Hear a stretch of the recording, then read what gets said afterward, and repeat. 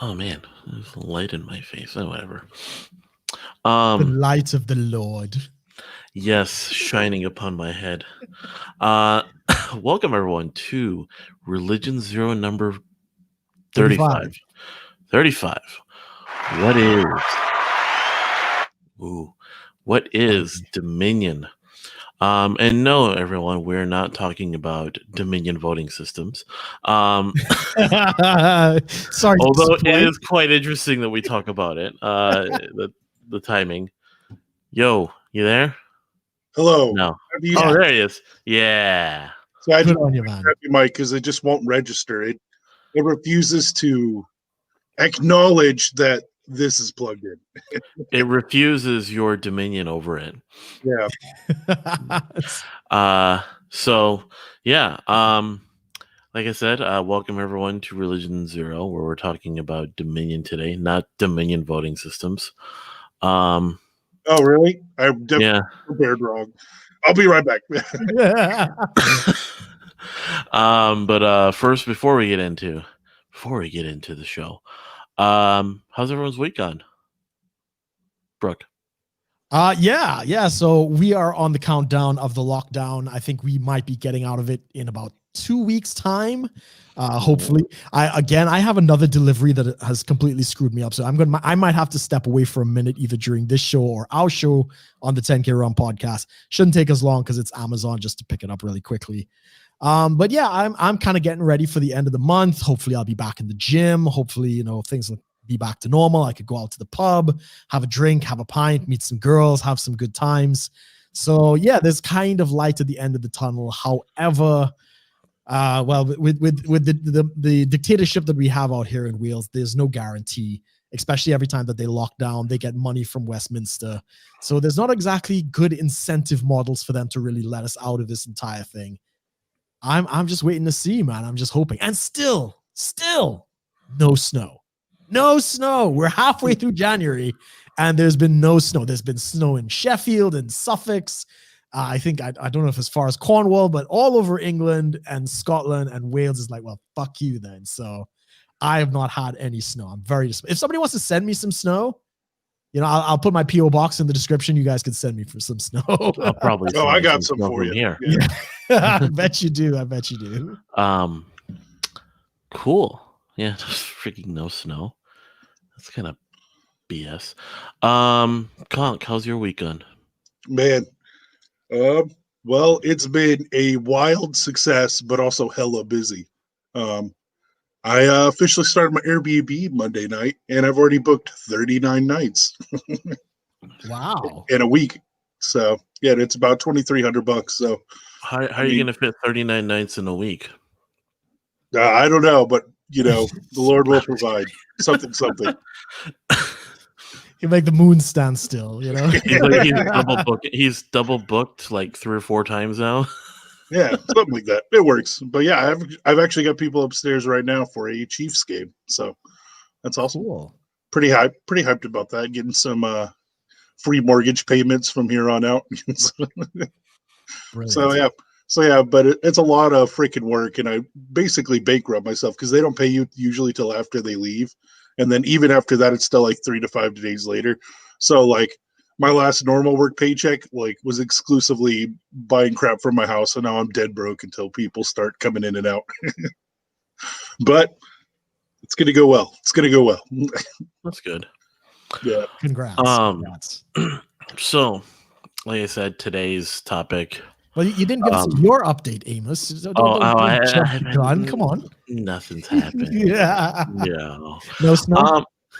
No snow. No, we had snow. A little bit of dusting yesterday. But the big thing was we had a thaw, like a full 2 days of like above freezing thaw. Like everything was wet, slushy, puddles. Like every day in my job for a few days every day, like my feet would just have to get wet just because of like wherever I was going. And then yesterday, boom, everything freezes. And everything's just slick. Like driveways are slippery. The the vehicle I'm driving is like sliding on driveways if I'm not parked right and all. Yeah, that's real fun. And I'm just like doing a lot of I was gonna make a joke with my coworkers, like I'm doing some like like explosive ab workouts, trying to hold myself up because I'll like slip back and I'm like, trying to work the core. That core yeah, the core is getting all the work, guys.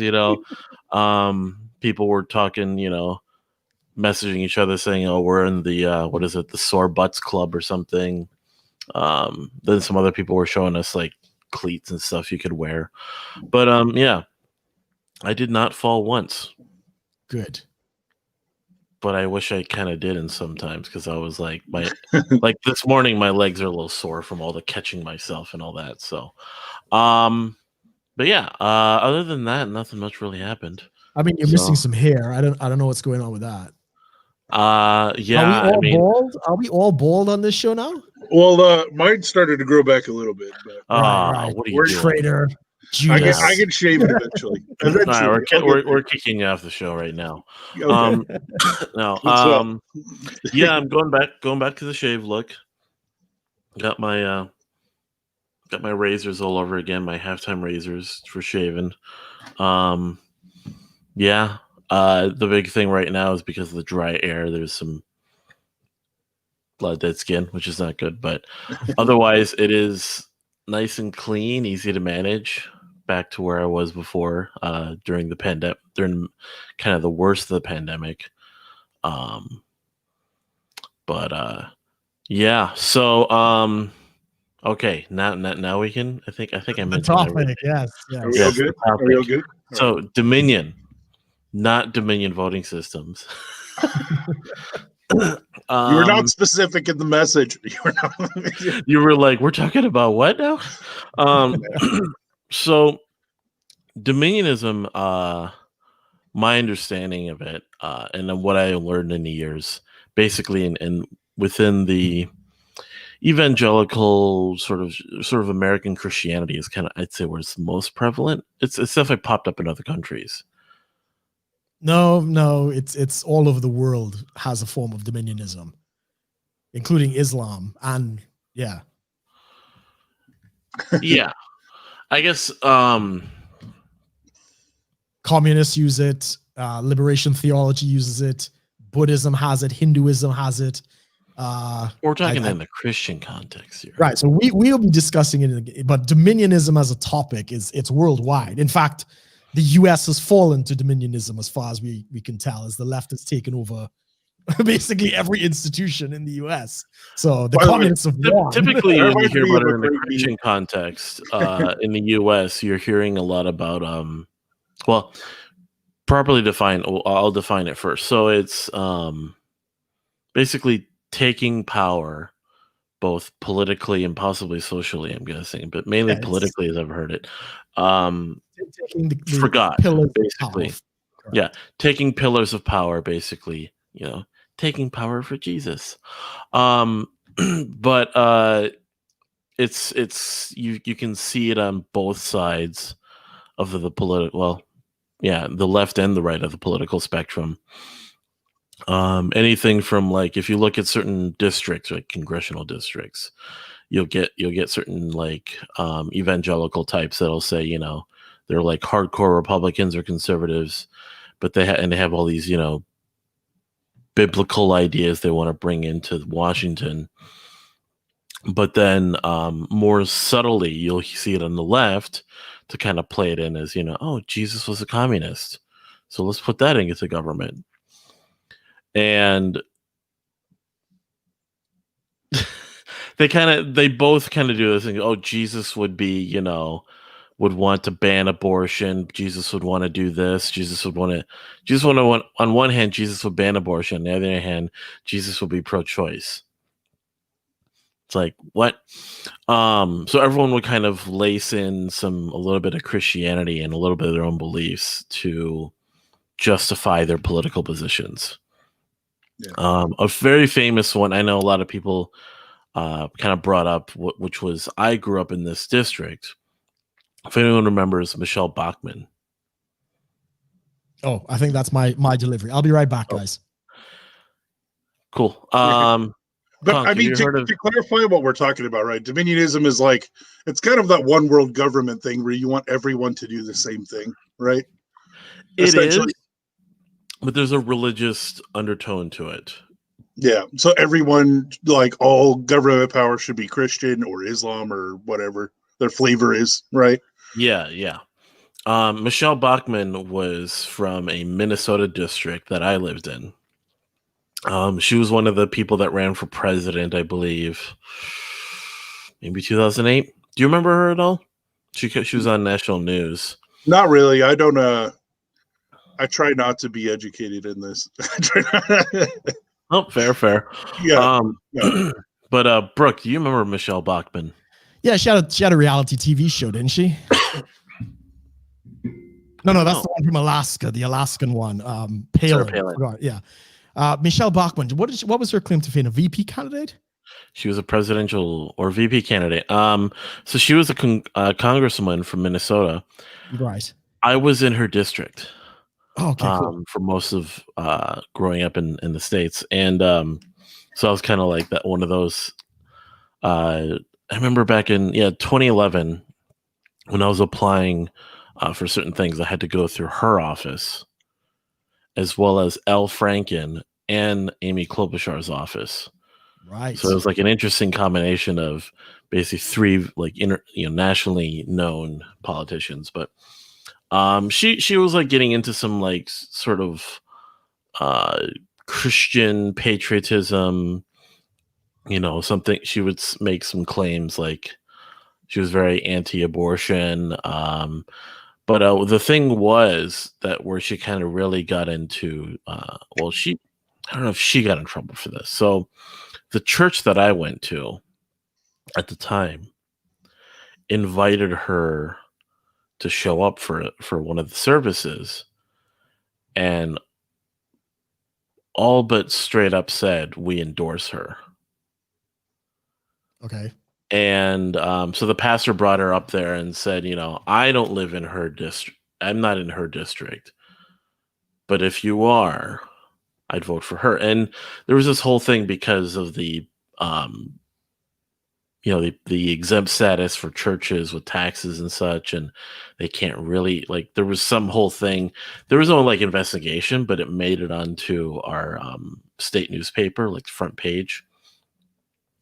And there was this whole profile about the pastor and what he did and what that means. If he's, can he not endorse a candidate? It was this whole thing.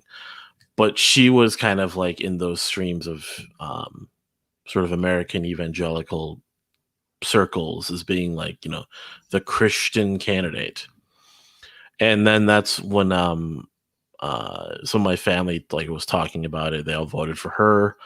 And then I heard a family friend said something about the word Dominionism, which then I looked into, and it's like securing power, taking over the pillars of power for Christianity, basically.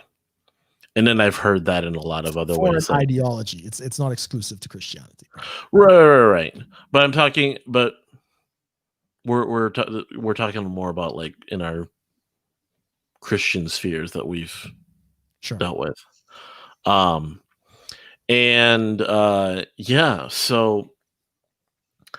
I guess I'm not really sure how to really tackle it I guess in a way of where do you think, actually I'll put out this question and see where you guys go. Where do you think, what is the biblical view of getting involved in politics? Well, I mean, most people in this, from what I understand, always quote that Genesis verse that we're supposed to have dominion over every living creature. And that's kind of their one and only verse. Right. Take it horribly out of context. But yeah, I mean, from both a excuse me, from both a political and from a theological standpoint, it sounds pretty garbage. At least from my perspective, looking into it a bit. Yeah, like that. I feel like Dominionism is also like the first thing I think of with that is the when we had like the Pope was stronger than like the king in politics. And guess what? The world didn't magically get better. Ta-da. That's always my first stance on that. But from like biblical like explanations, there's a lot of talking about how to witness to believers, not how to force believers, right? I feel like there's thousands of verses and context of the verses that completely outweigh that interpretation of that Genesis verse that we're supposed to have dominion over all things. I don't know if they use any other verses, but every time I've looked it up, they've only quoted that Genesis verse. So definitely a bad reading. Yeah, you get your Romans people. They'll quote that scripture from Romans regarding elected officials, like God sort of picks all of them. They'll pick that. They'll throw that out there when it's their guy that wins, but then they'll immediately run away from it when it's someone they don't like. So yeah, so God picked Hitler. Hitler was part of your Dominion plan. yeah. Or but then they'll turn around and be like, no, guys, Obama was the Antichrist. You guys remember that one? Antichrist. Someone couldn't spell Antichrist, so they said Antichrist. So then there's a meme now where Obama is an ant holding a cross. But anyways, but Brooke, what's your take on like the political involvement for Christians? It's necessary. Okay, so Dominionism is taking over the pillars of power for an ideology. And ironically, we did an episode on the separation of church and state, and we kind of made our views that it's probably a good idea to have a separation of church and state. The problem is, even though you have a religious separation of church and state, the state still has a religion. And it doesn't necessarily have to be Christianity. In most cases, secular religions such as environmentalism or social justice or critical race theory, these are all state religions at this point, because in the political sphere, all of the institutions have cocked to this ideology of leftism. So especially in the US, the entertainment industry is cocked to it. The pillars of power, the academia, which is including the research. So all of the scientists are on board, trust the science. That's like the new thing. Now, I have nothing against science. I have nothing against all those things. I'm just saying people's blind faith in all these things has become a religion. In much respect, I think in Jeremiah, it talks about the two candlesticks that stand before God. One is God, one is the state. The king is kind of seen as, an extension of God. The Psalms say that, the heart of the king is in the hands of God and stuff like that. So God is intertwined into the politics. We see that all throughout his involvement with the nation of Israel. Wasn't his choice. God wanted direct access to all the people. The people rebelled. They wanted a king, yada, yada, yada. Now, the fact is that if you don't influence these areas, it gets progressively worse for people who hold these values. If you don't stand and defend your values in one of these arenas, you become the other. So we're seeing that right now, especially in the US, where people are trying to make lists for Trump supporters as if Trump supporter is a religion. Or we see people saying, we want to see your policy for Greyhound bus service. What's your policy against domestic terrorism? What's a domestic terrorist? Well, anybody who supported Trump. So you get these destruction of ideas. We saw this in the Soviet Union. This is basically what Lenin did with communism. After the workers, the revolt and stuff, that didn't work. They basically moved and migrated to what we call Leninism, which was basically Dominionism. Teach communism in the pillars of society. And that's what they tried to do from there on.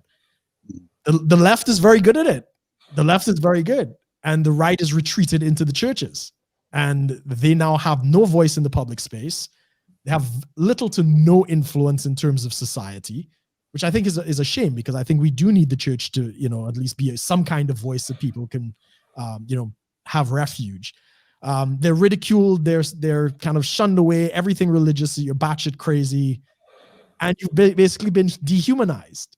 And if that progresses, if that is left unchecked, that's what leads to very, very dangerous things that happen when people control all of the institution and make you the other. So should people get involved in politics? Hell yeah, they should get involved in politics. You should get involved in whatever you want. I mean, as long as you have freedom, go for it. And If you want to, espouse your beliefs and so forth, that's fine. Unfortunately, don't use the state to enforce. Yeah, I was about to say, I was waiting for that. Because well, let me finish the point. So it's not about using the state to enforce it, which is what happens when you control the monolith block. It becomes totalitarian by nature. But at the same time, if you're not pushing back, if you're not doing something of influence in these arenas, and we see it now, basically anybody with an opposing view in anything is ostracized. You are automatically the other, whether it's from climate change to your political beliefs. We're seeing it play out in real time now, where you really aren't allowed to speak out. And this is what ends up happening. So yes, I encourage it. What I see going on in some parts of the world, not so much in the US, but more totalitarian things, this is what you see happening. This is like the monolith of power, Dominionism. And as I say, it's not exclusive to Christianity by a stretch. Islam has the same thing. They believe when the Mahdi comes back, Islam will rule the world. They are trying to influence all of the realms of power. Communism is doing the same thing. China is trying to buy its influence all around the world and control the natural resources. Everybody is using this technique. Yeah. And while this may not affect your day-to-day life, and that's fine and stuff, be aware that this is not unique. Like every group is trying to do these exact same things. Yeah. The thing that I'm noticing too is, so specifically from the Christian perspective, is so you're talking about how like the left is taken over a lot of these institutions, and so you have we've talked about like when it comes to end times theology. So you have a lot of Christians that would kind of look at that and go, oh, things are supposed to kind of go in this direction because in preparation for the Antichrist and all this stuff, right? But then they'll turn around and be like, no, but God has ordained, this guy to be in power, that guy to be in power. Like people on the right, they're like, well, we gotta have our guy in, whether this congressional district, this Senate seat, or whatever. And then when they lose, and then it's like, it kind of, there's also some theology around it where it's like, oh, it's depending upon who wins and who loses. I think in the US, it's again, because the Christians have retreated to the church and they no longer have any kind of real institutional power, right? I mean, there's a Christian evangelical caucus in the US, but I don't think they've accomplished anything. They have now acquiesced those positions to politicians. So they have their politician. Yeah, that's what I was going to say. They're more, to me, Christians are more bending the knee than they are retreating, right? They're more shooting to find the cool, hip Christian way to conform. Yeah. That's how I would put it. And they're not going to fight. They have no voice in the political arena, so they have to pick their person. Mm-hmm. Right. So I don't care about that. I know there's tax implications in the US because they're supposed to stay politically neutral. But both sides play that game. That was the thing with that church I mentioned. Yeah, but Obama did the same thing when he went to, was it Louis Farrakhan's church, or no, some very radical anti-American pastor, and there's a video with Obama. Well, it was his pastor, I think. Yeah, it was his pastor who's very anti-American, kind of like black liberation sort of thing. Obama did the same thing. So it's all marketing, right? The political game and the church is basically kind of hand in hand. You have your leftist churches, you have your right churches, and they pick their sides. Because the church itself has lost the voice. The church no longer can speak to any of these issues. Yeah. I remember even some more secular types or atheists would come at Christians and say, well, I mean, if you want to vote for, a guy that's most in line with the person you claim to believe, Jesus, you'd think you'd want like, this very generous, this very like standing up for the people kind of Jewish guy. And then they point at Bernie Sanders. Right.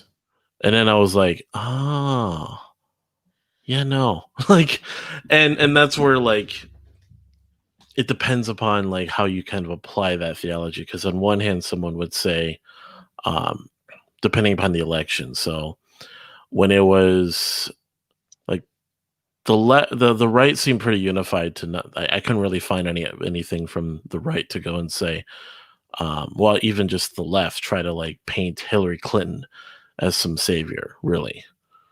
I didn't really hear much about like Christians that would go into that, but then they would kind of try to back Bernie Sanders, and then from the right they would all kind of back everyone until Trump won, and then over time there were certain groups that would pop up and say, like, God sent Trump. So it's all just like different groups within Christianity all trying to push their candidate. And then when they either win or don't win or make it far enough, they say, oh, like God ordained this or didn't ordain this, or, whoever's against them is the Antichrist. Like Trump is the Antichrist to the left.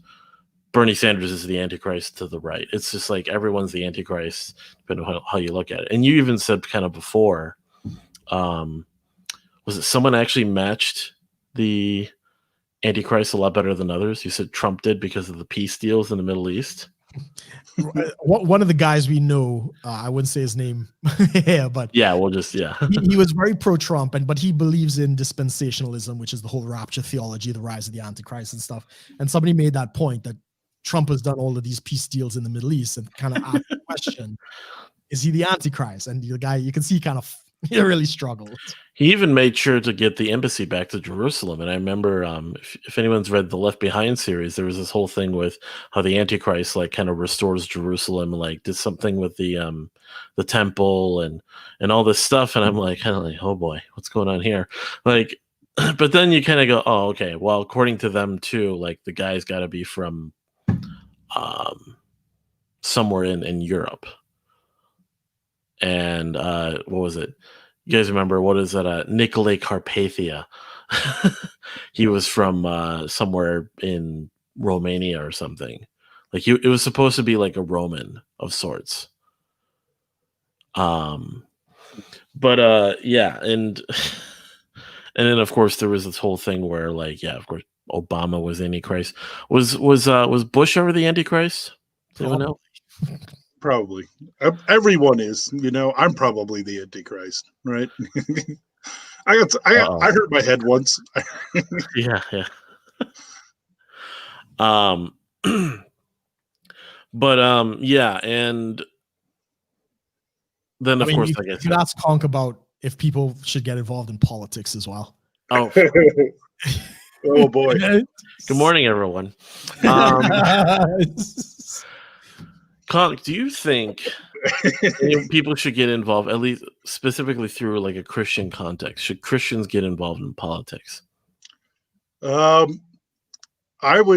first instinct is a hard no. I think like our last couple episodes we've done, we're talking about the dangers of purity and the dangers of unity. Those I think fall pretty well in line with why Dominion could be creepy and why having a Christian government could go horribly wrong. And I mean, we've had Christian governments in the past, and yeah, we're not in a utopia. Really didn't do a lot, The idea that like we need Christianity to cover everything. First of all, any part of Dominionism automatically means you also have to be a statist to some point, right? And that's something I'm already against. Statist is saying you need a state in order to have some kind of structured society. So like I'm already disqualified on those grounds because I don't really believe in a state is necessary for people to live. But yeah, like the idea that like, oh, we have to, and Tom talked about it in the chat a minute ago, talking about, oh, the Bible says we need to go make disciples of nations. And he and other people interpret that as we need to make literal Christian nations.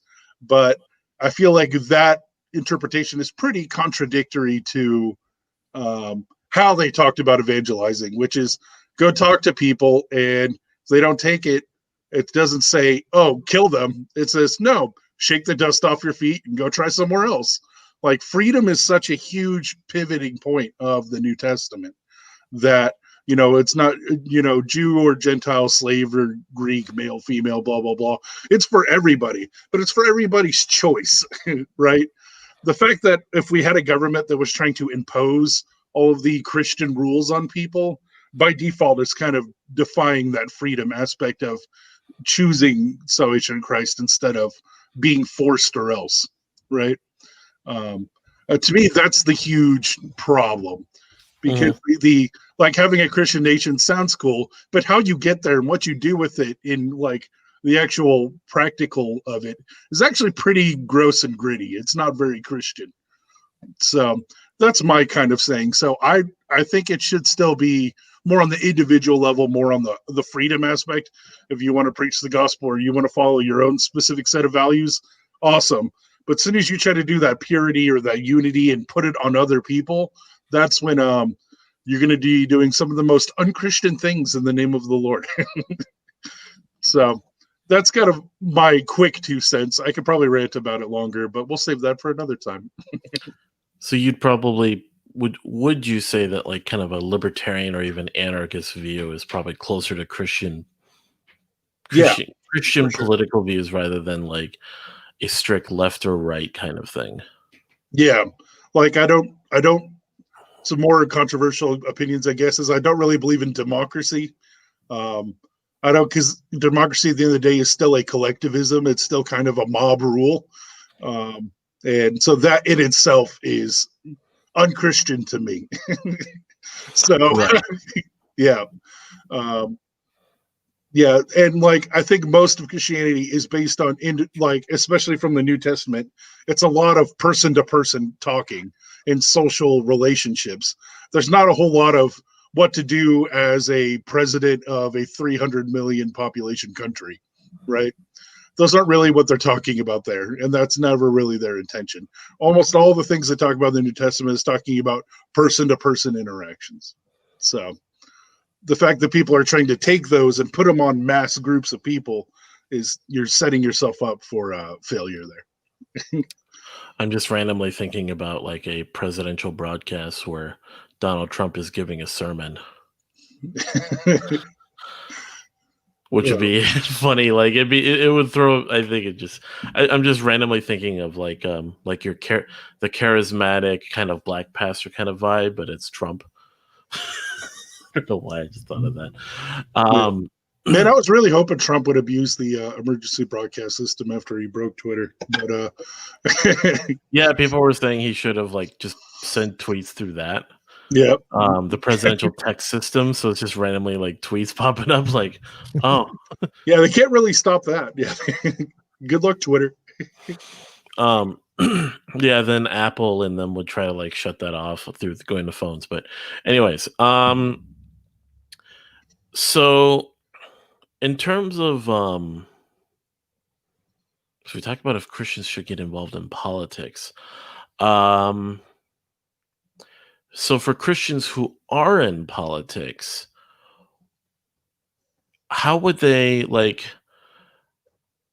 What would you say is the most Christian like how should they go about it for those who are already in power?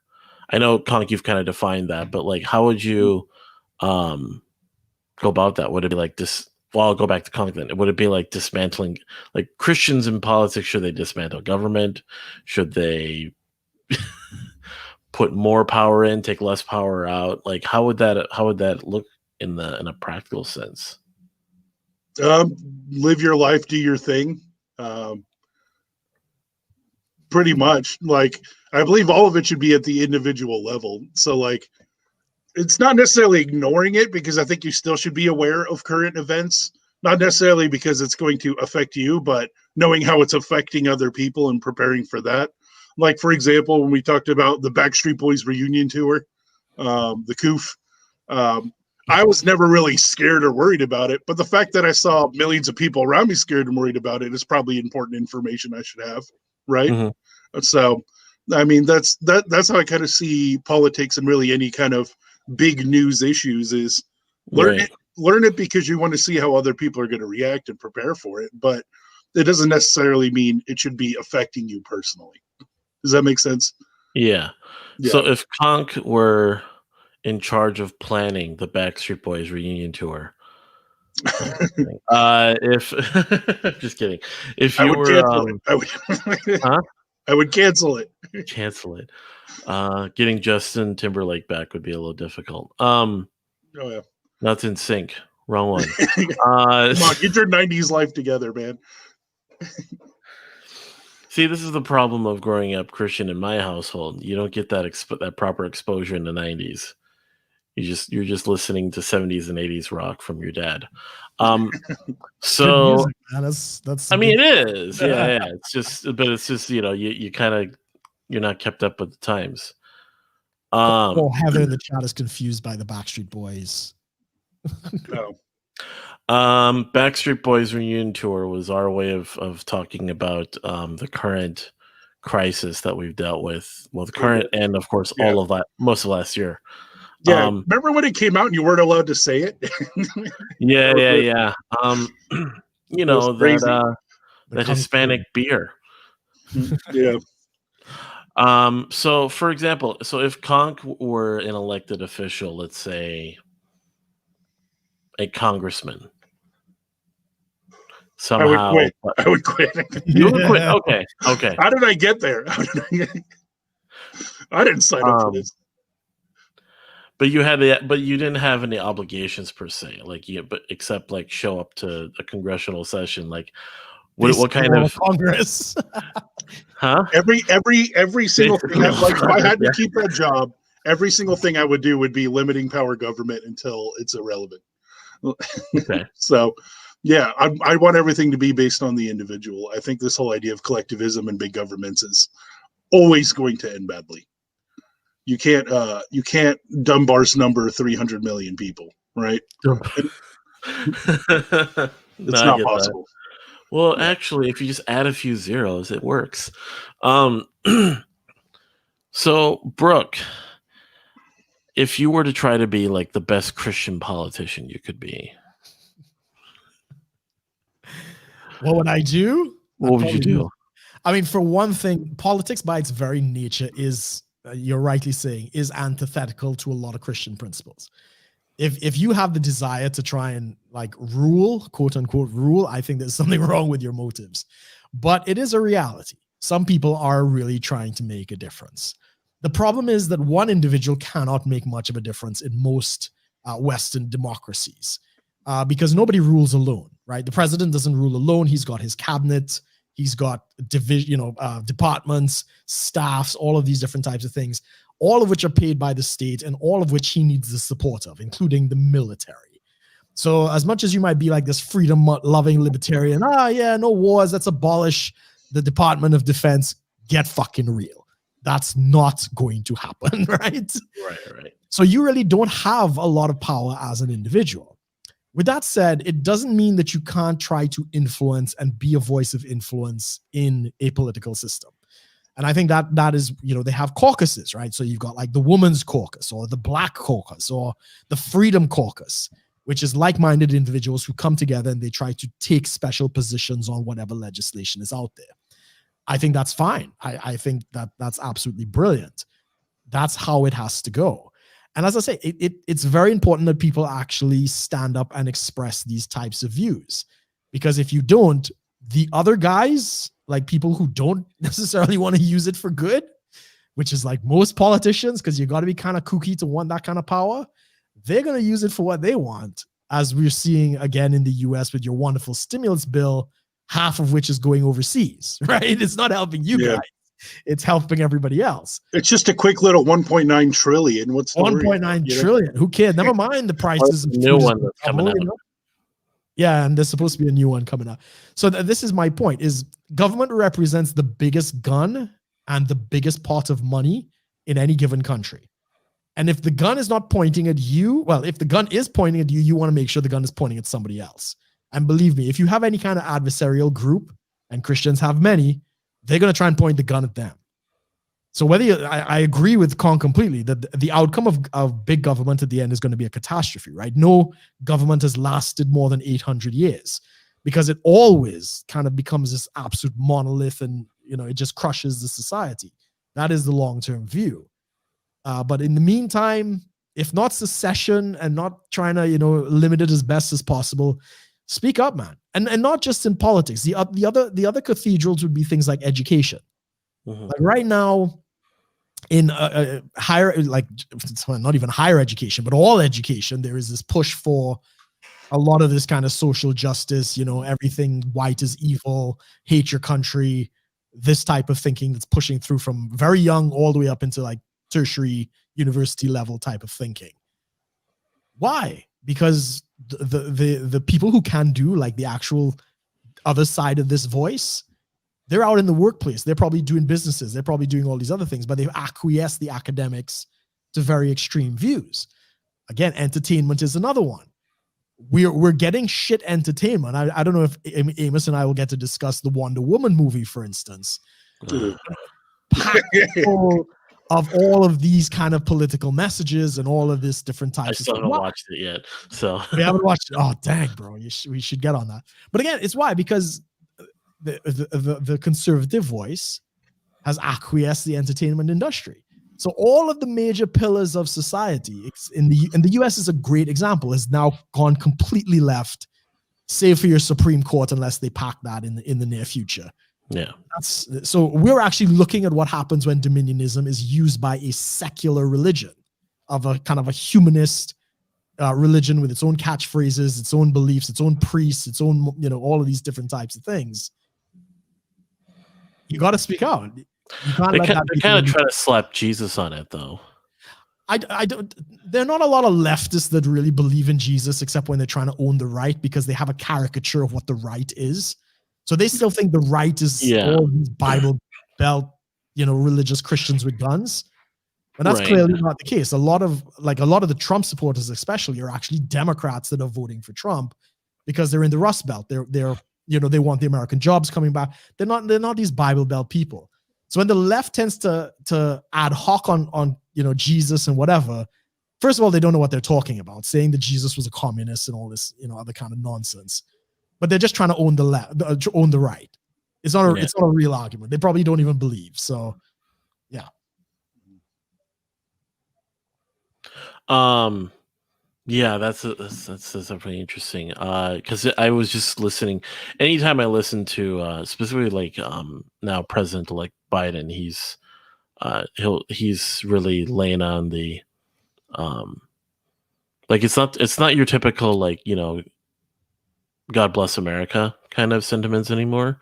There's always kind of like a different one now. You don't really hear the same thing, because it used to be like in movies and shows, anytime a president is depicted, it's always God bless America in some way.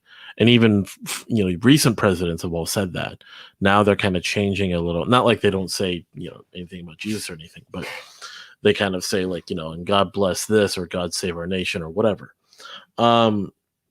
But I always kind of hear that from both sides, and I've just kind of thought of it like, a lot of, even though the American government is not Christian, there's definitely a lot of Christian language that gets thrown into official addresses, or in any sort of communication and such. That's where like people kind of try to play it. Oh, like America's this Christian nation. It's like, not really. It is and it isn't. It's like it is in the sense that like there's certain principles of like freedom and libertarianism within it, but it also isn't because of like how we've sort of turned it in this big sort of powerhouse of nonsense, so to speak. Like all this power. Like as soon as CONK was given the question of getting into government, he's like, "Yeah, I'm going to limit it, or I'm going to just quit." Like, which tells you about that. But yeah, so what what's the word I'm thinking of here? Do Christians, are we like, so in a New Testament context, because I know in the Old Testament there's definitely that like more of an involved like yeah. I mean, if you're God's chosen people, that usually means that's there's a more involved political structure with that. Yeah. But in the New Testament, are we called upon or commanded to take power? Not even close. Okay. I would argue the opposite, if anything. In terms of any pillar. No, honestly, I think we should. I almost get the feeling, and it sounds weird at first, but I almost feel like it says we should be weaker. we should care about it even less than we did before. I mean, the first obvious one, just off the top of your head, is like the Sermon on the Mount. He wasn't praising political leaders there. he was praising, average Joes trying to get by and not doing well, right? Right. There's not he wasn't, I don't really recall any quote of Jesus that was referencing why we should overthrow Caesar, overthrow a tyrannical government. If anything, he just said, it's going to suck. But here's some things we should do with our fellow man, Turn the other cheek. Yeah. Even though the Roman officer is like being relatively abusive with their power, turn the other cheek, still go do your mission. And sometimes you got to face the facts that people aren't going to like that, and they're going to hate you, and you got to learn that's okay. So, what do you think, Brooke?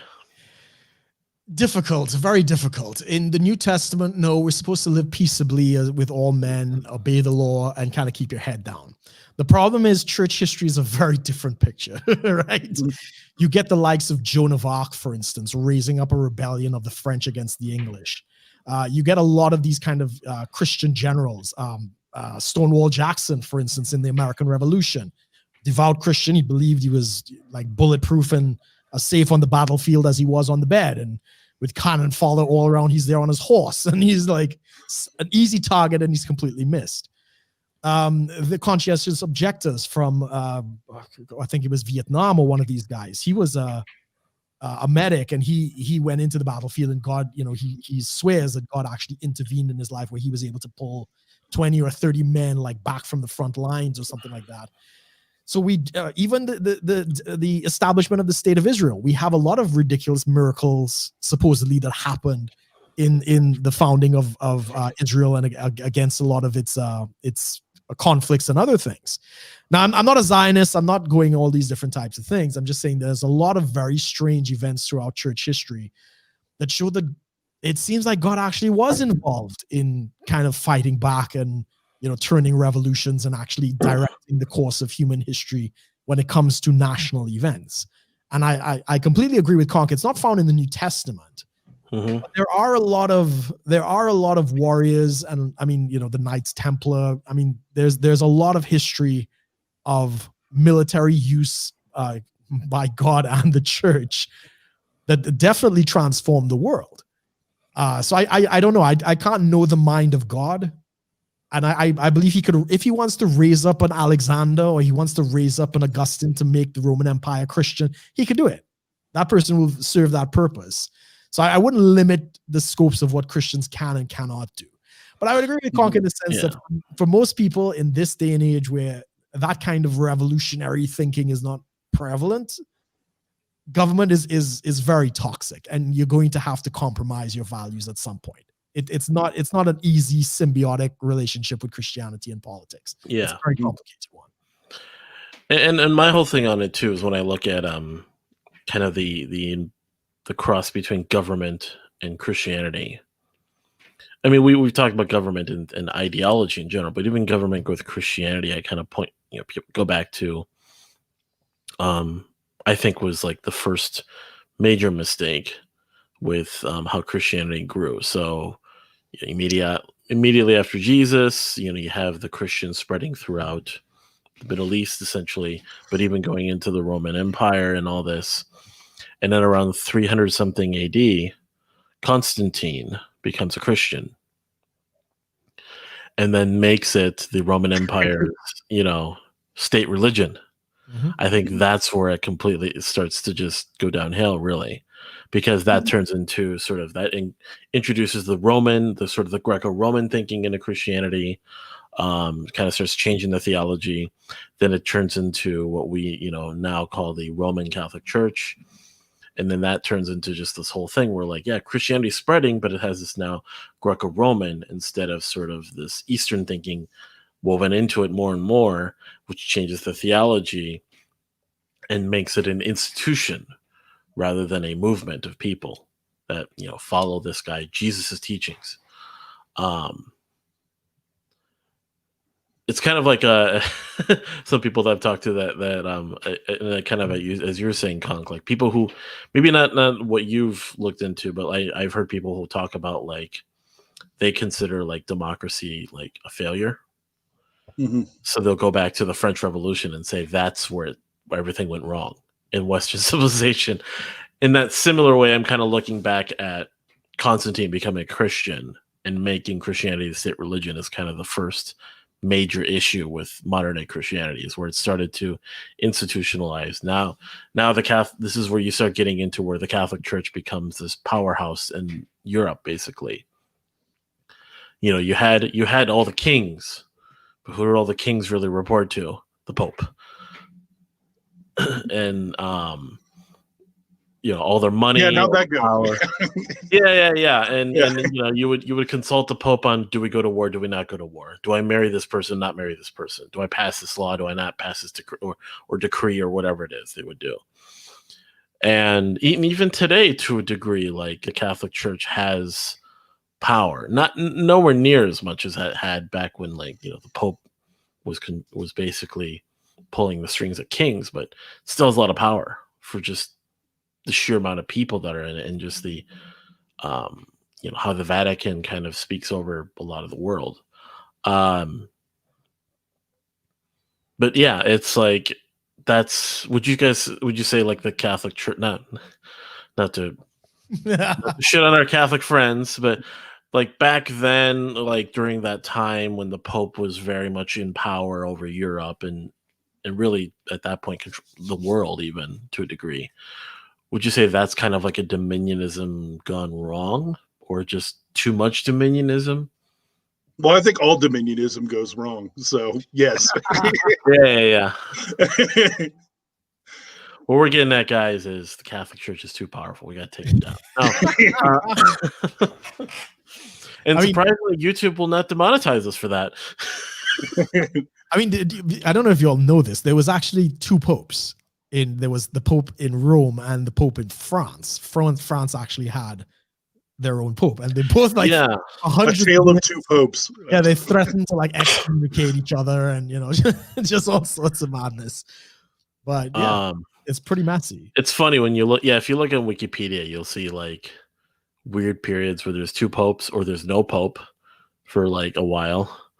But I mean, to be fair, without everything you've described there, CONK and AMOS, if the Catholic Church had not, if all of those things, right, the conversion of the Roman Empire, the adoption of Christianity within Europe, you would not have the Protestant Reformation. You would not. Right. Y'all wouldn't even be here. We or be Catholic or Muslim or something. Oh yeah, Catholic, yeah, or Orthodox. It's kind of like that whole. If America didn't get involved with the World War II as much, we'd all be speaking German. Yeah, I mean, they say that joke out here quite a lot. And I'm thinking, you know, if the Catholic Church wasn't around, we'd all be priests or something. What's going on? Like, well, I mean, we already have universal priesthood, so I don't know. Yeah, but that wouldn't even be like some sort of like propagated idea if like there wasn't a Protestant Reformation. Like, maybe the Protestant Reformation would have been later or earlier or some other time by some other guy. You know, maybe it wouldn't happen. We don't know. I'll put it to you this way. Remember, there are three branches of the church, and the Orthodox Church never had a Reformation. Only the Catholic Church had a Reformation, which split off into Protestantism. So if there was no Catholic Church, we'd all be Orthodox. That kind of solves the problem. Wait, three branches. So yeah, what three branches are there? There's the Orthodox, the Roman, and the Protestant movement. Basically, those are the major three branches of the church. Now, of course, there's millions of subgroups. I'm not saying it's all, but they all fall under those three headings. So the original split was the Orthodox and the Roman church. And that gave you the Catholicism that went into Europe that eventually, you know, Martin Luther and the others had your Reformation. The Orthodox Church never had a Reformation. They're still doing the same thing that they were doing all those thousands of years ago. And the Orthodox Church originated. It's Greek, and split the empire, the Byzantinian time, and so forth. That was the Orthodox Church. So there were those that spoke Greek, and then there were those that spoke Latin, and that was the beginning of the division between the Latin Church, the Roman Catholics, and the Eastern Orthodox, which was like Greek Orthodox. So if there was no Roman Catholic Church, we'd all be Orthodox. I hope not. Yeah, there you go. Yeah, Maybe I'm there not a would have fan been of like either a of whole them. So. different split, like a Yeah, Um, church history is pretty fucked up. Amen. As No, all not. history is. Yeah, as well. And to Amos's point about, look, I mean, God could use anything, right? Tom is talking about how, people, who was it? Somebody had a vision, and it said Constantine. Constantine, right? Arise and conquer.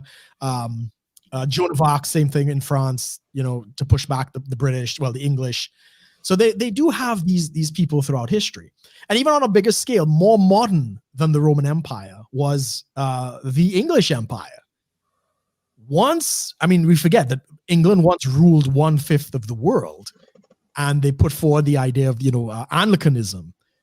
But the one thing that they definitely gave the world was the King James Bible. That is the biggest stamp that has been left, the biggest legacy of the British Empire to this day is the promulgation of the King James Bible that went throughout the world. So God could use anything. It doesn't mean that he's approving of it. I don't necessarily think like he's approving of colonialism, for instance, but he could use anything, right? He used a donkey to warn the prophet. I mean, God is big, and I don't think we give him enough credit for that. Yeah, it's kind of the you look at like the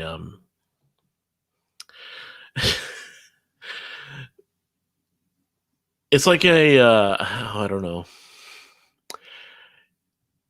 Is God a utilitarian? Kind of. Yeah, in a way.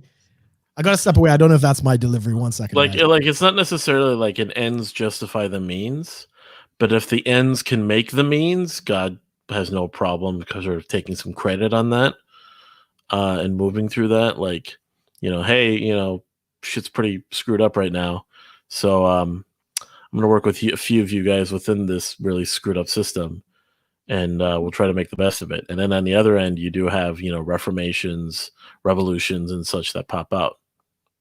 Yeah. Well, I mean, maybe a more weird, radical way to say it is, to me, is like, I don't even know if there is ends. I think it's just a series of means. Does that make sense? I don't think there's this big end game plan that it's so because people kind of like will look at is Christianity supposed to be unified? And when we have literally tens of thousands of denominations in the world. Mm-hmm. Are we supposed to be unified? Is there supposed to be one or a few sort of streams or mainstreams of like theology or belief that we're all supposed to agree upon? And it seems the prevailing thing is no. Mm-hmm. Like God would be is totally fine with the fact that there's so many of us that completely disagree on some very small issues for the most part, but then maybe even some big issues. Like he can work just as much through. I mean, it's definitely a miracle that he can, but he could work through somehow through a Westboro Baptist Church person. It's going to take a lot of work, but still, the juice has a little, is worth just a little bit of that squeeze there. But then you have your more maybe accepting, more open Christians who are probably even would politically identify somewhat to the left, and God somehow works through them to bring people to bring something into their life. It's like that video we've seen. What was it, like the two Christians that are one's trying to save the other guy's life, like what Christian are you? I'm this, and then they kind of keep talking about further and further denominations, and are you the Baptist Church of this year or the Baptist Church of that year? And he goes, I'm the First Baptist Church. Heretic, and he doesn't help him or something. And we kind of joke about that, but I think in the reverse, God has no problem with that per se.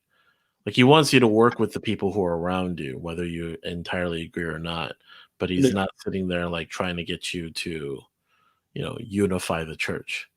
Unity is not really unity in believing the same thing, but unity and willing to work together, willing to kind of agree on certain main goals. preaching the gospel, spreading the good news, telling people about Jesus. It's pretty basic among all the denominations. Yeah, there's an old famous quote that's kind of like that. It was like, in the big things, unity, in the small things, diversity, and in all things, charity. I can't remember who said that, but that was like a big quote that people used a lot, at least when I was in Bible college, from somebody. And I think that makes sense, depending on your definition of what's big and what's small. You know, sometimes you got people that are just high strung in general and everything's big to them, but that's their problem. Yeah. God is bigger than anything in the world, but we got to get into the government to make sure that's true too.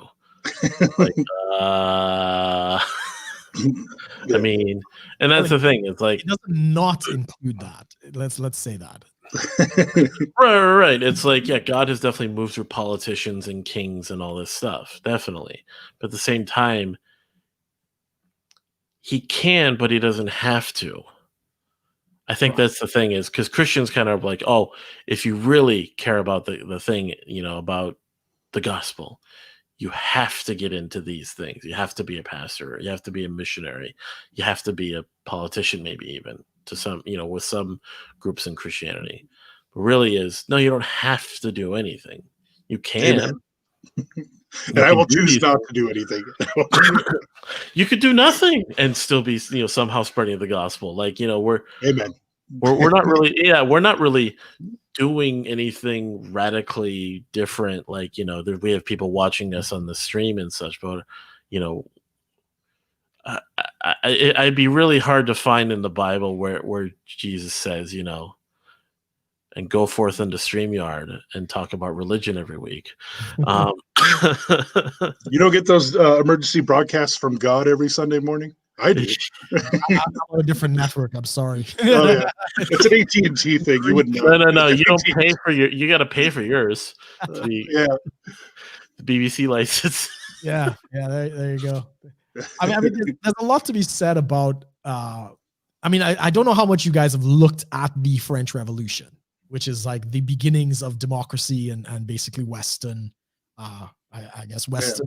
Because I know that's where the terms like left and right that we use is based off of that, right? Based off of that. So Robespierre, he was very anti-religious, and one of the first people that they take out in any kind of dictatorship tends to be the religious figures. You're seeing it. You saw it in Mao's China. We saw it. It's going on right now in China. We're probably going to get the stream killed, but Robespierre was one of the first. He took out the Catholic Church in France, which I think was probably his biggest mistake. And he tried to replace it with a religion of secular humanism and reason and logic. So, I mean, he changed everything right down to the calendar. The calendar had like I think a week was 10 days. So it only had like 3 weeks in the month. And I mean, anything that could be changed, they changed it. And it caused all sorts of, I mean, this is why you could look at, if you want to see a progressive experiment, you look at the French Revolution. And it didn't work. Eventually Napoleon came back in as the emperor and they restored the empire, right? But in terms of the religion, where a lot of people point to the downfall of the French Revolution was when he got rid of religion. And as we were making the point earlier, look, whether you like it or not, the state is intertwined with religion. No matter how much it says it's secular, it's going to find some kind of religious expression, whether it's environmentalism, social justice, whatever the case might be. So if you're not speaking at least reasonably in that environment, that's when things could get pretty crazy. And Robespierre was eventually killed by the very guillotine that he beheaded the royalty with. So, you know, these things tend to go in circles. Yeah, live by the guillotine, die by the guillotine. Yeah. Is that how that works? Yeah. I think that's the phrase. What was it? I'm thinking of the Batman quote. You live long enough to become the villain? Yeah. Either die a hero, live long enough to become the villain. Right. And then they kill you anyway, so you're still going to die either way if you're playing that game. It's a lose-lose. And that's the thing, is the thinking of this Dominionism is sort of kind of like, yeah, there's that because you get these types that they could either be, you know, quote unquote, on fire for Jesus and go out there and really become like like sort of if they want to become, not that their motivation wouldn't be this, but because they have such a passion, they become like a hero of the faith, so to speak, or a local hero, whether they, because maybe they go to some crazy area of the world to preach the gospel, and they get killed, so they die the hero, or they get involved in certain, maybe they get deep into politics and live long enough to become the villain. Now you have these like really weird sort of that fit the stereotype of like old white man Christian kind of, they're hanging out with what's his name, Piper, and all these types as politicians, and then they're sitting out there like trying to regulate the world in the name of Jesus, at least so they think. They might not be saying that. So at that point, they're probably not even like talking about Jesus as much. They're not even really preaching the gospel. They're just kind of told like, yeah, you got to feed this narrative of being like this Christian candidate, when really it's just a means to rule rather than a means to spread any good news. Yeah, it kind of reminds me of one of the passages I studied a lot in college was 1 Corinthians 7. And that's where Paul talks about like it's actually better to like never get married and have kids, because every time you do that, you're tying yourself down to more worldly troubles. And I think you could also pass that over to trying to have a huge deal in politics and government, jobs. You're just adding worldly troubles that kind of muddle your mission, so to speak, right? The end game of Christianity, or whatever Jesus spoke, wasn't, okay, go be president or go be king or go be prime minister. It was, tell your friends the good news.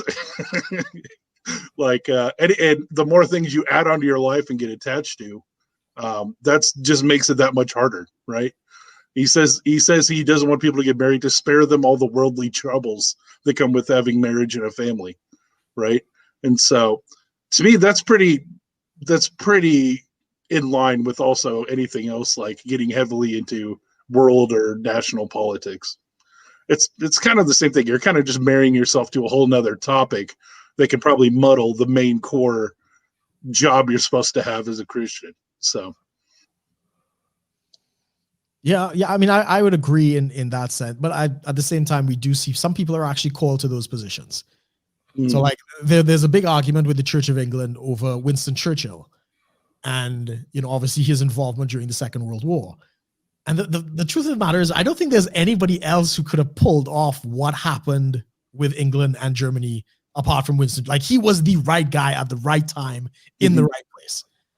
But he wasn't like a traditional, he was a spiritualist. He was like into astral travel, and he was into all sorts of kind of occultic things and stuff. So he's not like an everyday Christian. But I don't think you'd be hard pressed to say that he was not actually called for that role. And he actually confesses it in his memoirs. He always knew he was going to be prime minister, and he knew he was going to be called to defend the empire. Like, he had that written into him. So I'm not saying that every leader, obviously, like I can't say God put Hitler in place, right? I can't say God put Mao in place or Stalin, or I'm not playing that game. But I do think that God does. There are people that have been appointed to those positions, as he did with David in the Old Testament and so forth. I don't think that necessarily happens all the time. So I'm not one of these, Republicans good, Democrats bad, Tory good, or any of that. But sometimes, yeah, God does choose a man, and he does pull that person, as we've seen throughout church history, or a woman, Joan of Arc. Oh, you sexist. Amen and a women to that. Yeah, exactly. Sometimes you are called. See, Dominionism this is why we need Dominionism. We need absolute power, because a women and amen is such a problem. Yeah. Church is pretty messy where it comes to God actually intervening in conflict. But you see, again, you guys are probably closer to sola scriptura. While I hold prima scriptura. I look at the church history as well, and you get a lot of insight into the beyond what's in the scripture, and you kind of have to weigh both sometimes. Yeah. I don't know. Every time I look at church history, it's a really good journal of what not to do. Yeah, there's a lot more of than that. it is what is to do. Yeah, I wouldn't deny that at all. it's like You're the talking thousand ways about, to like, die. when you're talking about Mao and stuff, I'm just thinking, yeah, you're not going to go tell people like, oh, God put Mao in power, but you can tell people like, yeah, Mao went into power, and now here we are with modern day, authoritarian China, and then you look at like their history, how the underground church kind of grew and became this huge movement, and it's sort of become an inspiration for a lot of Christians around the world, both in the East and the West. But then they get so big that everyone knows about it, and this is where it's funny. You can't hide it. Well, you can't really hide it, but then what's funny is the underground church that everyone knows about, splits. Oh, really? Cool. You remember we talked about that back when we went to Thailand. We heard about how the underground church, can't talk about it, but we all know about it. They had a split. Right. Because some of the younger generation that was coming into it started having more sort of your Pentecostal, charismatic influences are coming out. There was more breakouts in the Holy Spirit, speaking in tongues, and all this stuff. Those darn kids and their dog too. We do reference. See, talking about Chinese people and talking about their dog, I'm just Amos is offended. At least half. And their dog too. What dog? Whoops. So link in the chat if anybody wants to join in. Yes. But finish your point. Yeah. So I'll drop the link here. And then I'll finish the point. But yeah, that's what's interesting is like God sort of can move through all of that, and people go, oh, but there's like this conflict. There's like the older generation that's less about the supernatural, but then you have like the new generation, the old. There's a split, and they go, well, how does God really reconcile that? Well, He moves through both of them. Yeah, who says He has to reconcile that? God manages to move through all 40 some odd thousand denominations, and what's even crazier is God moves through all the people who are not Christian either. Yeah. That's the real tough one is, and it's not to justify and say like, God moves through Mao or something, or Hitler, or any of these authoritarian types, but that God can. And there are moments that you could identify where maybe He did. I mean, that's the whole story of the Book of Esther, where she goes to Xerxes as a pagan king, and God uses Esther to influence him to save the Jews, right? So, yeah, God can use a pig, and Nebuchadnezzar of Babylon, same thing. God had a relationship with Nebuchadnezzar, which was a pagan king. So, yeah. The thing too to remember is just because God moves through a person or certain actions doesn't mean He necessarily endorses everything else going on around it. Because people kind of go, oh, because God can move through a president, therefore He endorses that president's policies. No. Yeah, I mean, like Moses killed someone. Yeah. That doesn't mean murder's cool because God used the disciples killed someone even. Somehow. Everybody. David. Yeah, chopping off ears night and day. There's a lot of shit in the patriarchs, man. It's like it's marrying people's sisters, incest. Yeah, it's pretty spicy. And can't get that kind of action on Pornhub. I didn't know you were looking. Who needs Pornhub when you have the Bible, guys? What are you doing, patriarch? All right. We need some. I know we don't have any yet.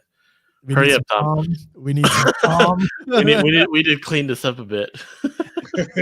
To speak to the point, like this is one of the big gripes I have with Eastern Orthodoxy and the Catholics, that God is in our church, right? Not your church, our church. And I think it's special pleading. I think it's pretty ridiculous. God is involved in all of humanity. You know, first Gospel of John, chapter 1, I think, verse 6 or 7. Jesus Christ is the light that lighteth every man that cometh into the world. So God is not contained in these particular organizations. I think this is where the Protestants get it right. We are the church, like the gathering of individuals are the church, not the building and the institution. America is a church. America, yeah, exactly, with your guns and your beer and your football. But football is church. Yeah, you drinking a Bud Light with a shotgun on your lap. Is it really church? But I think that's like a downfall of these other churches, is that I got into a big argument with an Orthodox priest about this thing. And I basically had to say, look, I'm not saying that God is approving of all these other people, but he is, of course, working with everybody. If you're in a Muslim country and all you have is access to Islam, I fully believe God will use access to Islam to bring you into relationship with him. And he'll try to reveal Christ to you, however that might be, but he'll use whatever he can. He will shine through whatever small slit you allow him. Yeah. Sorry. Yeah. Good job, joke. Is that Islamophobia going on here? He will shine through right here. Anyways, oh wow. Okay. You know what? Let's do this. So we're gonna bring both of you on, but we are gonna have Red Crusader first, but we also got Tom. Okay, so hey guys. So Tom, I'm gonna actually mute you for a sec while I let Red go first. Okay, cool. Yeah. And then, so how's it going? Hey, yeah, how's it going? I figured the change in the name was appropriate for the show today. Awesome. Yeah. So as I was saying in the chat, and Tom was kind of feeding off of me because he kind of agrees, like this whole thing with Dominion, the Catholic Church was really good at establishing kind of like a cultural faith, so to say, right? Yeah. I mean, that really helps establish like some kind of dominion on your constituents. So, I mean, I don't know what you guys have to say about that in particular. I have a very Catholic perspective, like anybody in what I would consider Protestant perspective. Like you guys, I guess, give an example of like culturalism in your particular faith. I mean, with Dominionism, you typically are talking like it is pillars of power. So social power and cultural power is definitely there. But when it's talked about in the Christian context, you're typically hearing about it more in the political side of it.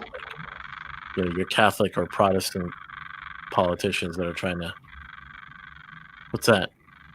Is that someone's fan? No. Hear a clicking sound. That's not me, right? Nope. Is it me? I'll mute myself. Yeah, it's Yeah. you. Yeah, yes. I don't know if maybe it's a not fan me, or it's you. something. I'm sorry. Yeah.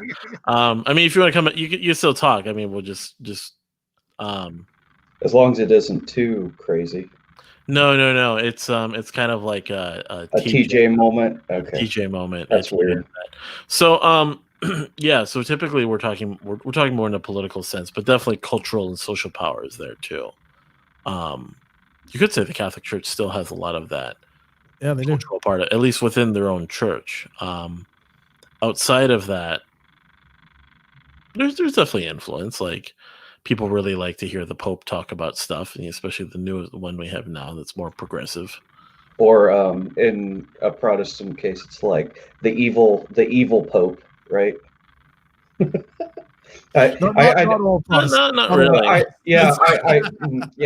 know it's not everything, but I knew some Presbyterians that thought the Pope was the Antichrist or some nonsense. Yeah. Right. Yeah, finish your point, Amos, and I'll chime in after. Oh, I was just saying, like, yeah, and the equivalent for like among the Protestants is kind of your big name preachers. So like your Kenneth Copeland, your Piper, your types. A lot of these names kind of get thrown around as like sort of the cultural, like Billy Graham. The Billy Graham, yeah, they're the ones that have power or influence, but there's no like real power. It's within the circle. So then the news might cover them. Like,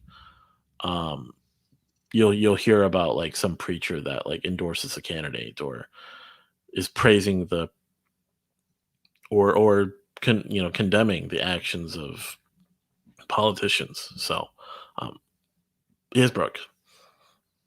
Okay, my delivery is a couple of stops away. I completely agree with Red Crusader, and the Orthodox have it too. They have a very strong cultural influence, which I think I agree. The Protestants have kind of acquiesced this because they don't have the history. They don't have the backing of all the fathers and all these other things. A lot of Protestants don't read any of that. So there's not as much of a cultural influence that comes from the Protestant movement, which I think is a shame. I think there is a lot of that they can, kind of grasp from that. But they try to do it by diktat rather than tradition. And I think both the Orthodox and the Catholics have tradition to point to and say, okay, well, this is why we do this. And it's probably one of the reasons why I know the Orthodox divorce rate is very low. I don't know how it is with the Catholics, but I think it's lower than the average. And again, that is because of the influence of the tradition. Like you're part of one culture within the church and stuff like that. I don't have a problem with that. I have a problem with it when it's my church. When it's only the Catholics have it, and only the Protestants, and you guys are out, we're in, we're special, you're not. That's when I start to have issue with it, because as we were saying before, God could use anything. His expressions are big. We don't want to limit it.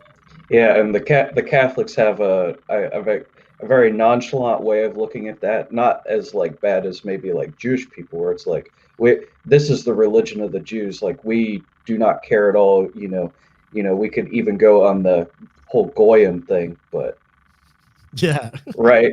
With the Catholics, it's just kind of like, okay, we have our thing. We think we're special, but if you don't want to do it, whatever. Yeah, exactly.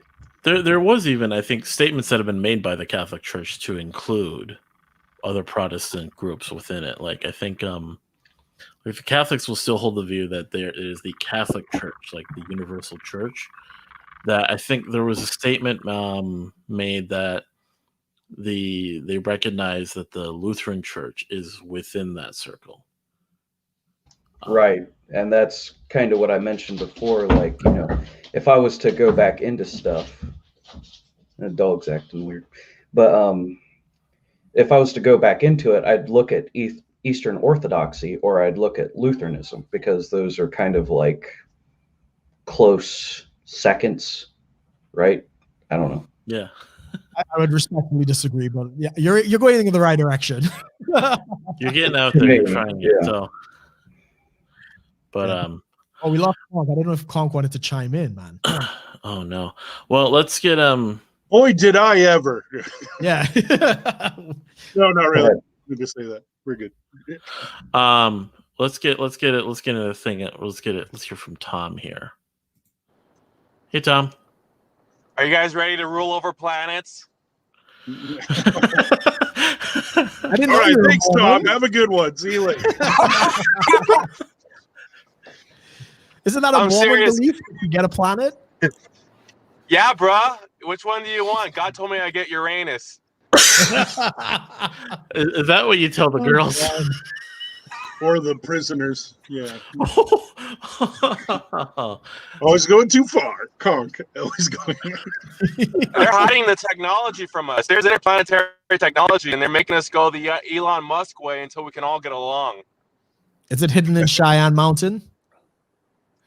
Yeah, bro. It's hidden. The Stargate. The Colorado airport. It's in the deep. I ain't ready to talk about Area 52 yet, Bro, you're already that far. I'm on Area 50. We gotta rule planets, guys. You gotta get ready. Let's go. You're talking about evangelizing to aliens? I think that's funny. I had a pastor that believed in that. Yeah, but did Jesus die for all humans or all species? Died for all of creation, I think, is kind of what they were getting at. That's right. So is my dog saved? Yes. Hell yeah. All dogs to go to heaven. My dog believes in Satanism. He's a humanist. Oh no. He's a secular dogist. You're like, All yeah, dogs he go to sacrifices animals or he chews them up. I don't know. It's confusing. He sacrificed a lot of mice. No, yeah, I actually had a pastor that believed the final sort of calling of Christians was in our glorified sort of immortal bodies, we would evangelize to the universe with our Yeah, I believe superpowers that. of instantaneous travel through space. You know, it's kind of funny. I had a conversation with my dad about all this stuff, and he's gone a little off the path. But I don't know what it was. Like, he talked about, like, our goal is to go out and terraform planets eventually in the name of God because God wants Yup. to make things beautiful again. And I'm just like, okay, I didn't expect that out of you. Who knows? That's what we're gonna do, guys. Yeah, who really knows what? Because the only thing we know for sure, Paul speaks about in the book of Corinthians that, the last enemy that shall bow is death. So the end is coming when people start to live longer, like the time of Adam. And then it just says, then comes the end. And we don't know what that is. It's full stop. The end. We have no idea what do we that's conquer actually planets like. or death first? That'd be Yeah, so we don't know if terraforming planets comes before we conquer death. We don't know. So we'll see. And I guess from a sci-fi perspective, it could be just a cultural collapse where, people just kind of lose faith in living longer or whatever, if you read sci-fi. But what it really is we abolish the government, therefore we abolish death certificates. So death is conquered, guys. I have a question. You have no proof I died. Yes, Tom. I have a question. Brooke, don't you believe in those who remain? You believe in that too, right? Oh, that's a very controversial topic. Yes. I think I may have met one, which is the only reason I think that possibly is a real thing. Those who remain? Tell us. Story time. yes, I've got a delivery coming very shortly. But we're talking about Brexit? No, we're talking about there's the verse in was it Thessalonians that talks about the coming of the Lord, and we will arise to meet him in the air. And then it talks about those that remain, shall arise. And there's a very strange thing in church history that talks about these people that are called those that remain. It's actually a group of people that are on the earth that are alive today that have been living for hundreds, if not thousands of years. That's right. And they're still alive. So and they're in that band called All That Remains, right? Yeah, they're in the band of people that are around the world that are called those. No, the band. Well, All no. That Remains, the band. No, but this is actually something in church history where I think it was Sanja. He was a guy. He spoke to animals. He had a gift to speak to animals. It is believed that he actually met one of these guys that was baptized by Augustine.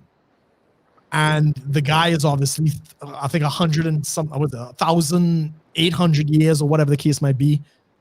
And supposedly he tells him the story of these people that are just around the world living in these caves and different places.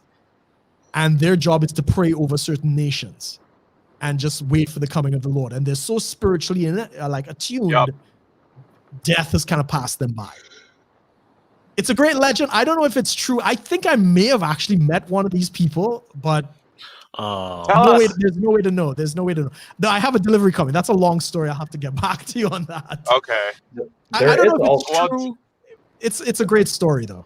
There is also a St. John the Beloved could have been one of those, right? What were you saying, Red?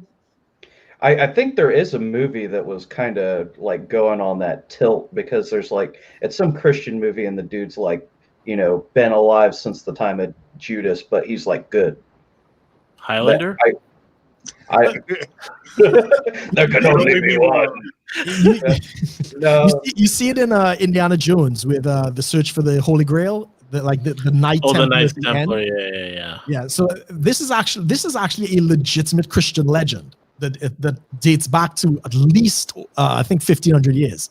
They talk about these people who are still alive, just living hundreds of years. Keanu Reeves is one of them. Maybe Tom Cruise, because like he's not aging. I don't know. Or Nick Cage, even I've heard. Yeah, So Declaration of Independence has its benefits. So is this supposed to be kind of like the Christian version of an Avatar kind of deal that's supposed to help like other people move on, so to speak, right? Well, they're not taking over new bodies. They're more so just living in the current one for an extended, like how like there's all these extended warranty phone calls you're getting. They answered some of the first ones and took it. And there they are. See, we're missing out, guys. We all think it's a scam, but really, we could be living forever. yeah, we probably should That's wrap right. it up though. We're on our way out, I think. Yeah. I mean, we've been trying to reach you about your extended warranty. those are who remained. Anyways, so next week we're on Conk's channel. Conk's channel. Yeah, Yes. we might have the guest. Conk's channel. So make sure to read your book first. We got reading assignments.